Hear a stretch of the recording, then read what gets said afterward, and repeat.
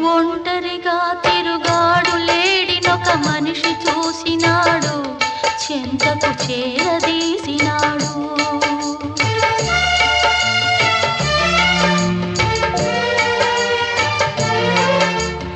అభమో శుభమో తెలియని లేడి అతనిని నమ్మింది, తన హృదయం పరిచింది.